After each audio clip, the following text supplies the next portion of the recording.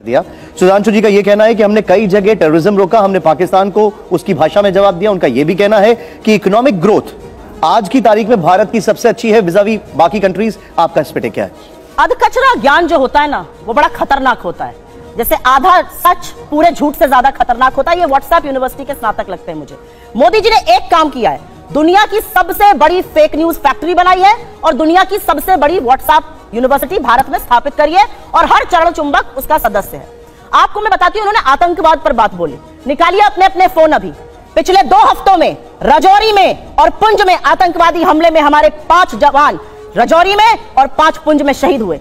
इस देश के प्रधानमंत्री के पास एक क्रिकेटर की उंगली टूट जाने पर ट्वीट करने का वक्त है, लेकिन एक वक्तव्य इस देश के गृह मंत्री का, इस देश के प्रधानमंत्री का हमारे 10 जाबाजों की शहादत पर नहीं आता। आपको क्या लगता है, आप आतंकवाद को स्वीकारेंगे नहीं, एक्सेप्ट नहीं करेंगे कि हमारे जाबाजों की शहादत हुई है तो वो बंद हो जाएगा? उन परिवारों से पूछिए, क्या उनको सम्मान और श्रद्धांजलि इस देश के प्रधानमंत्री को नहीं देनी चाहिए? आप मौन क्यों हैं? 10 जाबाजों की शहादत हुई है पिछले 2 हफ्तों में। 20 जाबाजों की शहादत हुई चीन में, वहां पे गलबैया कर रहे हैं, झूला झूल रहे हैं चीन के साथ, साबरमती में बैठ के शहनाई सुन रहे हैं। ये बात करेंगे चीन पर? 18 बार प्रधानमंत्री चीन में गए, भगवान जाने क्या चीन से रिश्ता है, वो चीन का नाम लेने में कतराते हैं। क्यों डरते हैं हमारे प्रधानमंत्री चीन का नाम लेने में? यह सवाल मैं पूछती हूँ, सवाल देश पूछता है। 20 जाबाजों की शहादत हुई है।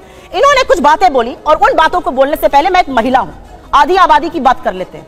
यहां से मुश्किल से 10 या 15 किलोमीटर दूर पर इस देश की सबसे डेकोरेटेड, सबसे सम्मानित वो लड़कियां जिन्होंने बड़ों बड़ों को पटखनी देके हम सबके सीने गर्व से चौड़े किए हैं, 1 महीने से बैठी हैं और यौन शोषण का आरोप आपके सांसद पर लगा रही हैं। आपके मुंह से एक शब्द नहीं फूटता है, एक शब्द नहीं निकलता है। मोदी जी के मुंह से एक शब्द नहीं निकलता है, अमित शाह के मुंह से। क्या ऐसी आपकी फंसी है ब्रजभूषण शरण सिंह से कि आप नहीं बोलते हैं? ये सवाल मैं एक महिला होने के नाते पूछती हूँ, मैं एक महिला होने के नाते पूछती हूँ। बिल्किस बानो के अपराधियों को किसने रिहा किया? क्योंकि वो मुसलमान थी तो आप बोलेंगे नहीं? अंकिता ठाकुर का जिसने कत्ल किया, जिसने उसको जिस्म फरोशी में ढकेला, वो आपके विधायक का बेटा था। आप क्यों चुप है? आपने वहां पर इमारत ही गिरा दी कि सबूत ही ना मिले? आपका विधायक दोषी पाया गया है हत्या और सामूहिक बलात्कार का, कुलदीप सिंह सेंगर। ये बात करेंगे महिला सुरक्षा पर? ये चूड़ियां भेजते थे प्रधानमंत्री को, आज इनके मुंह से एक शब्द नहीं फूटता। महिलाएं इस देश की पूछ रही हैं और आपको भी पूछना चाहिए, क्यों चुप है मोदी सरकार जब हमारी बेटियां जंतर मंतर पर 1 महीने से बैठी हैं? उन लड़कियों के आंसू देखकर, और आज की खबर फिर से मैं कोट कर रही हूं, एक समर कैंप होता था साक्षी मलिक बनने के लिए, तमाम लड़कियां वहां पर आवेदन देती थी। आज की स्थिति यह है कि बलात्कार और यौन शोषण की खबरों के बाद एक एप्लीकेशन नहीं आई है। यह इस देश की बेटियों के साथ ये कर रहे हैं, ये हमें पाठ पढ़ाएंगे। इन्होंने एक बहुत बड़ी बात बोली और वो बात बोलते बोलते पाकिस्तान पर चले गए। आज तक इस देश का यह न्याय था कि आज तक आईएसआई ने हमारी जमीन पर पैर नहीं रखा था। आईएसआई को पठानकोट बुलाकर आप निरीक्षण कराते हैं, लाहौर आप चले जाते हैं लपके हुए, भगवान जाने सेवई खाने या बिरयानी खाने, और सवाल हमसे आप पूछिएगा। आसिया अंद्राबी आपका चेहरा बनती है श्रीनगर में और सरहद पार जाके आतंकवादी गतिविधियों में शामिल है। आप एक दुर्दांत आतंकवादी को, यूसुफ को वहां पर टिकट देते हैं क्योंकि आपको अपनी सत्ता करनी है। ये कैसे लोग हैं? ये किस तरह के लोग हैं? ये जाबाजों की शहादत पर चुप रहेंगे, मणिपुर जलेगा ये चुप रहेंगे, ये प्रचार करते रहेंगे। इनको ये याद है कि इनको क्या क्या कहा गया। कर्नाटक जाकर क्या कहते थे साहब? मुझे फलाने ने ये कहा। कर्नाटक ने क्या कहा? कर्नाटक की जनता ने कहा मुद्दे है बेरोजगारी, मुद्दे है महंगाई और मुद्दा है भ्रष्टाचार। अगर उस पर बात होगी तो हम बात करेंगे, नहीं तो विपक्ष में बिठाने का आपको काम करेंगे। साहब हिमाचल गए थे, हार गए, कर्नाटक गए, हार गए, और ये विश्वगुरु बने फिरते हैं। इनकी बातें सुन लीजिए तो भारत शायद 1947 में ही आजाद हुआ हो, के बाद अब 2014 में आजाद हो गया हो। मेरा अपना मानना है कि कुछ बातें जब समझ में नहीं आती है उसको नहीं बार बार बोलना चाहिए। मैंने आपको एक बार पहले भी शो पे समझाया है। हम मैन्युफैक्चरिंग कर रहे हैं मोबाइल की, जी नहीं, हम मोबाइल फोन की असेंबली कर रहे हैं। हमारा जो इंपोर्ट का बिल बढ़ा है वो इसलिए बढ़ा है क्योंकि हम उतना पार्ट असेंबल कर रहे हैं, वैल्यू एडिशन नेगेटिव है। हमारा जो कार का एक्सपोर्ट का मार्केट था वो कम हो गया है। सच को स्वीकारिए साहब, तब आप सच का समाधान कर पाइएगा। बेरोजगारी नहीं है, महंगाई नहीं है, अडानी ने कोई महाघोटाला किया ही नहीं है, चीन है ही नहीं। जब आप आंखों पर पट्टी बांधकर शासन चलाइएगा तो देश का वो हाल होगा जो हो रहा है। मैं तो एक महिला होने के नाते एक ही सवाल पूछना चाहती हूं कि हाथरस की गुड़िया को आप 2:30 बजे जलवाएंगे, दोषी रेप में आपके विधायक पाए जाएंगे, आपके सांसद के ऊपर यौन शोषण का आरोप है, आपके विधायक का बेटा एक लड़की के कत्ल का मुलजिम पाया जाता है। आप अब महिलाओं की बात कब करिएगा? बेटी बचाओ बेटी पढ़ाओ का नारा देने वालों से यह सवाल मेरा है कि साक्षी मलिक और विनेश फोगट से आप कब मिलने जाइएगा, उसका जवाब दीजिए। जवाब दे दूं। पहली बात तो व्हाट्सएप यूनिवर्सिटी का कमाल देखिए साहब, असेंबली होती है, वैल्यू एडिशन नेगेटिव हो जाता है। अरे भैया, ऐसा कहीं होता है? अगर कहीं पर कोई आपको असेंबल करने को देता है तो अपना प्रोडक्ट देते तो आप उस पर सर्विस चार्ज लेकर ही बेचेंगे। $1 बिलियन का हम लोगों ने एप्पल के फोन एक्सपोर्ट किए हैं असेंबल करके ही। 25% आईफोन 14 भारत में बने हैं। इसे कहते हैं व्हाट्सएप यूनिवर्सिटी या राहुल गांधी यूनिवर्सिटी, आप जो भी समझ लीजिए। अब दूसरी बात मैं कहना चाहता हूं, दूसरी, अरे भाई आपने हमने आतंकवाद की इतनी घटनाएं उत्तर से दक्षिण तक बता दी। अब दक्षिण कश्मीर के 4 जिलों में रह गया है, वो दिखाई नहीं पड़ा, उसके लिए इनको आंकड़े चाहिए। पर मैं कह सकता हूं हमारी सरकार के किसी नेता ने आतंकवादियों के लिए आंसू नहीं बहाए। हम ये कह सकते हैं हमारे किसी नेता ने आतंकवादियों के लिए पलक पावड़े नहीं बिछाए। संसद भवन पे हमला हुआ, जिन जाबाजों ने अपनी जान दे दी, उन्होंने, उनके परिवारों ने मेडल लौटा दिए। चूंकि अफजल गुरु को 7 साल तक सर्वोच्च न्यायालय से निर्णय होने के बाद फांसी नहीं दी रही थी, परंतु सोनिया जी की आंख में आंसू नहीं आए, बटाला हाउस के एनकाउंटर के आरोपियों के लिए आंसू आए। हमने किसी जाकिर नायक को शांति का मसीहा कहने वाले, इशरत जहां को बेटी कहने वाले, अफजल को हालात का मारा कहने वाले, हाफिज को साहब कहने वाले, ओसामा को जी कहने वाले, बुरहान वानी को भटका नौजवान कहने वाले आतंकवाद पे भाषण दे रहे हैं। इसलिए अब महिला की बात करता हूं। बिल्किस बानो की बात ये कर रहे हैं, 14 साल वो लोग जेल रख के आए, मुस्लिम थी इसलिए बोला। इसी पश्चिमी उत्तर प्रदेश में एक मुस्लिम महिला थी इमराना, जिसके साथ उसके ससुर ने बलात्कार किया और मौलवी ने फतवा दे दिया कि अब आज से वो अपने ससुर की पत्नी और पति की मां हो गई। और जलवाए जलाल से वो मौलवी साहब विद्यमान थे, चू नहीं बोला। ये इनका महिलाओं के प्रति सम्मान था। हमारे यहां किसी ने नैना सहानी को तंदूर में जलाया, छोड़िए वो सब आरोप प्रत्यारोप। मैं तो 100 बात की बात कहना चाहता हूं, वो कहां गए उन लोगों का सम्मान करते थे जिन्होंने कश्मीर वैली में लिखा, छोड़ के चले जाओ हिंदुओं से और अपनी बेटियों को छोड़ जाओ। वो गिरजा टिक्कू जिसके साथ सामूहिक बलात्कार के बाद आरे से काट दी गई और चू नहीं निकला किसी के मुंह से।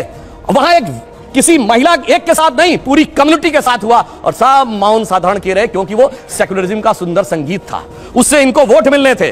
कहते हैं आईएसआई भारत की धरती पे नहीं था। मैडम आपकी सरकार के समय में रिपोर्टें हैं आईएसआई के कितने मॉड्यूल्स काम कर रहे थे, और जो आप बता रही हैं वो कहानी तो बहुत पुरानी हो गई। उसके बाद तो जो ठुकाई हुई कहां, उरी में, जो कुछ हुआ बालाकोट में, उसके बाद Imran Khan as prime minister of Pakistan बोले पाकिस्तान की नेशनल असेंबली में, जो हिंदुस्तान ने किया है बालाकोट में उससे ज्यादा कुछ खौफनाक ये लोग करना चाह रहे हैं।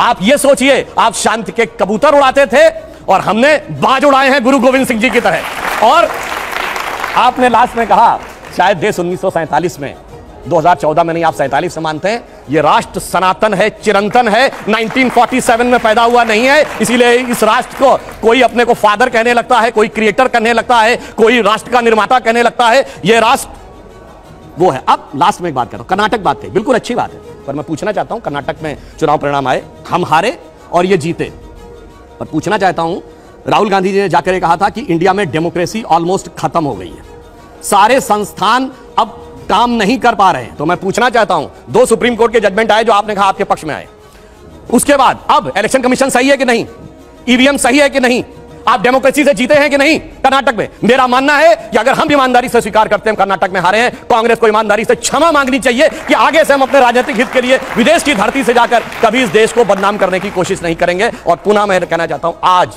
मैं विनम्रता से और चुनौती से पूछता हूं, G7 कंट्रीज और G20 कंट्रीज में एक देश बताएं जहां महंगाई की दर हमसे ज्यादा हो और विकास की दर हमसे कम हो। हम दुनिया में सबसे बेहतर स्थिति। अब आता हूं गलवान पे।